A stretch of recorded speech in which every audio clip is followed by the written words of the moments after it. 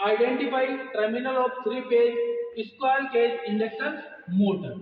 ये अपनी क्या है कि स्क्वायर केज इंडक्शन मोटर। इससे पहले हमने इसके पार्ट्स के बारे में पढ़ा, इनको टेस्ट करने के बारे में पढ़ा। अब इस मोटर के अंदर टोटल कितने टर्मिनल है? 6 टर्मिनल। 6 टर्मिनल है और वाइंडिंग कितनी है? 3 वाइंडिंग है। तीनों वाइंडिंग 3 के गुणक में 120 डिग्री के अंतर पर वाइंडिंग कर रखी है। सबसे पहले इस मोटर को चेक करने के लिए कंटिन्यूटी अविच्छिन्नता परीक्षण करेंगे, जिससे इस मोटर का क्रम हमें पता चले वाइंडिंग कौन सा है। जैसे U कौन सा है, U2 कौन सा है, V कौन सा है, V2 कौन सा है, W कौन सा है, W2 कौन सा है। उसके बाद इसका फेज का क्रम निर्धारण हम करेंगे इक्विपमेंट के माध्यम से, जैसे वोल्टमीटर मेथड के द्वारा, लैंप मेथड के द्वारा, स्पार्किंग मेथड के द्वारा। तो सबसे पहले हम बात करेंगे वोल्टमीटर मेथड के बारे में। तो वोल्टमीटर की जो फर्स्ट कंडीशन आ रही है वो है that if the voltmeter reading is more than the supply voltage then the link connection will be U1 and V2। यानी यहां से हमने एक सप्लाई 230 वोल्टेज सप्लाई दी और पहली वाइंडिंग का नामकरण हमने कर दिया U1 U2। दूसरी वाइंडिंग का क्रम मुझे पता नहीं है कौन सा है, तीसरी वाइंडिंग का भी क्रम मुझे पता नहीं। तो इस क्रम को पता करने के लिए जैसे ही मैंने यहां से सप्लाई को ऑन किया, सप्लाई ऑन करते ही सिंगल फेज की सप्लाई गई। अब सप्लाई वोल्टेज से ये वोल्टमीटर अधिक बता रहा है, मोर देन, यानी मोर देन सप्लाई वोल्टेज से ये अधिक है, तो ये जो क्रम होगा विपरीत संयोजन हो जाएगा। U1 के साथ क्या हो जाएगा? V2 और V1। बात समझ में आ गई? सेकंड कंडीशन क्या करे?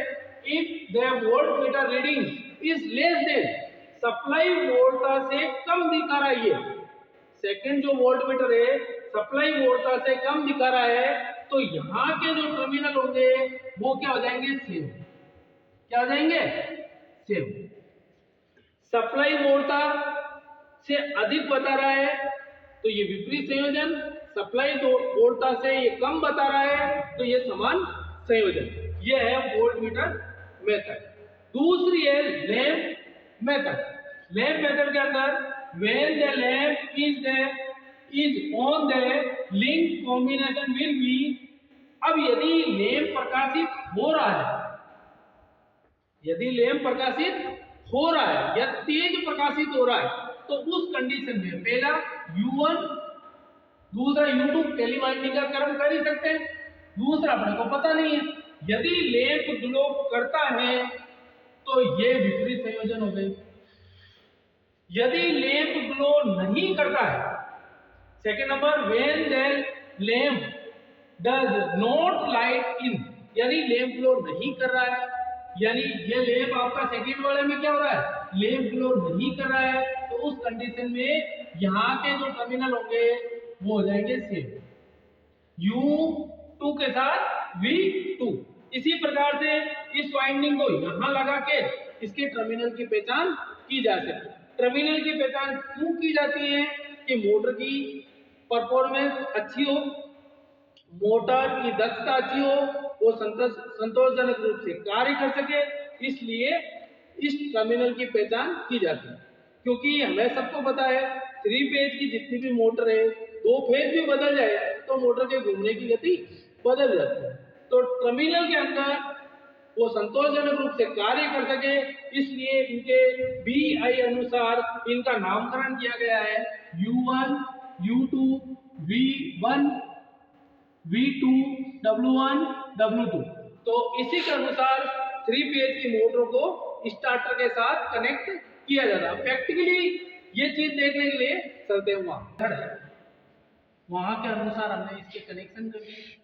कनेक्शन के अंदर ये आपका इनपुट वोल्टमीटर और ये आपके 2 कॉइलों के मध्य वोल्टमीटर। यहाँ से जैसे ही हमने सप्लाई को ऑन किया, उस कंडीशन में देखो सप्लाई वोल्टेज और ये जो कॉइल के बीच में इसकी वोल्टेज क्या है?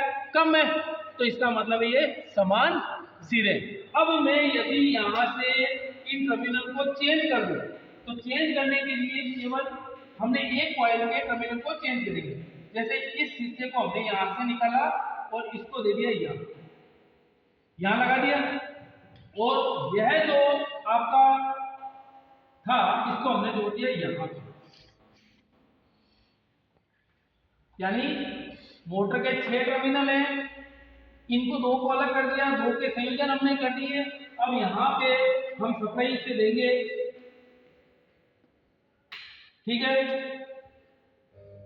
अब देखो ये सप्लाई वोल्टेज से क्या है, ज्यादा है ना, सप्लाई वोल्टेज से ज्यादा है तो यहाँ के टर्मिनल विपरीत हो।